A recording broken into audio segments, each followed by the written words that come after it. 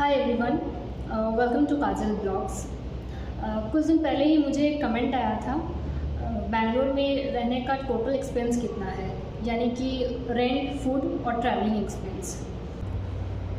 तो मुझे यहाँ आए हुए को लगभग 1 महीना हो गया है और बहुत जगह मैं गई, एक्सप्लोर की, मुझे अच्छा लगा और अपने एक्सपीरियंस के थ्रू मैं आप लोगों के साथ शेयर करने जा रही हूँ।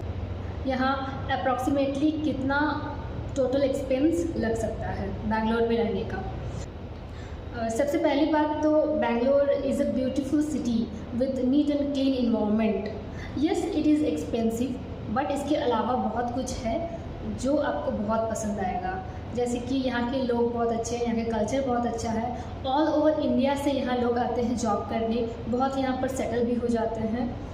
तो it is IT hub of India. तो मैक्सिमम यहाँ जॉब करने के लिए लोग आते हैं, यंग यूथ। अगर आप फ्रेशर हैं और न्यूली आपको यहाँ पर जॉब लगी है तो सबसे पहले तो आप PG ढूंढोगे। तो यहाँ PG 6K, 7K, 8K ऐसे मिल जाएंगे आपको। मैं जहाँ रहती हूँ ये मेट्रो एरिया नहीं है, ये मेट्रो सिटी के बाहर है। तो मैं यहाँ का आपको एक्सपेंस बता देती हूँ। सपोज़ आप एक फ्रेशर हो, आप बैंगलोर आए हो जॉब करने के लिए, तो सबसे पहले आप PG ढूंढोगे।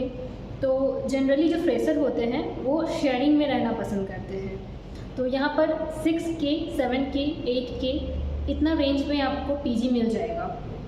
तो अगर आप 6K देने के लिए रेडी हैं तो आपको 3 शेयरिंग में रहना पड़ेगा, इंक्लूडिंग 3 टाइम्स फूड। आपको 3 टाइम का खाना मिल जाएगा। लेकिन ज़रूरी नहीं है कि तीनों टाइम का खाना बहुत अच्छा होगा। बहुत जन को पसंद नहीं आता है PG का खाना। तो इन केस अगर आपको पसंद नहीं आता है तो आप हो सकता है बाहर जाओगे खाना खाने के लिए। तो डिपेंड करता है कि आप कैसे मैनेज कर रहे हो। अगर आप एडजस्ट करने के लिए रेडी हैं तो आप इजीली सर्वाइव कर सकते हैं। अगर किसी फ्रेशर का सैलरी 20,000 है या 25,000 है तो वो आराम से बैंगलोर में सर्वाइव कर सकता है, रह सकता है।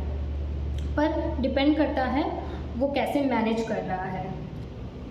तो 6K में triple sharing and 3 times food आपको मिल जाएगा। 7K में 2 शेयरिंग और खाना फूड इसमें इंक्लूड है, फूड भी मिल जाएगा। अगर आपको शेयरिंग में नहीं रहना तो आपको 8K में PG मिल जाएगा या फिर फ्लैट मिल जाएगा।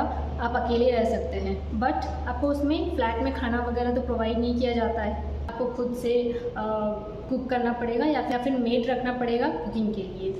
तो इसमें इस केस में अगर आप अकेले रह रहे हो तो आपका एक्सपेंस ज़्यादा लग सकता है। तो मान लेते हैं कि आप एक फ्रेशर हो, आपकी इनकम 20,000 है तो आप आराम से सर्वाइव कर सकते हो 6K या फिर 7K PG लेकर। तो यहाँ रेंट और फूड का बात हो गया है। अब बात करते हैं ट्रैवलिंग एक्सपेंस। तो यहाँ पर मुझे लगता है ट्रैवलिंग एक्सपेंस ज़्यादा है। Yes, Bangalore is an expensive city. यहाँ ऑटो शेयरिंग नहीं होती है। अगर आप कैब बुक करके या ऑटो बुक करके ट्रैवल कर रहे हैं तो आपको एक्सपेंस ज़्यादा लगेगा, पर अगर आप बस से ट्रैवल करते हैं तो ज़्यादा एक्सपेंस नहीं लगेगा। बस ऑल टाइम मेन रोड में अवेलेबल रहती है।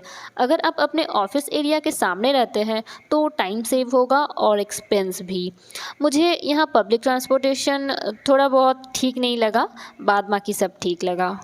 और इस एरिया में मेट्रो नहीं चलती है तो ओवरऑल मुझे थोड़ा सा एक्सपेंसिव लगा।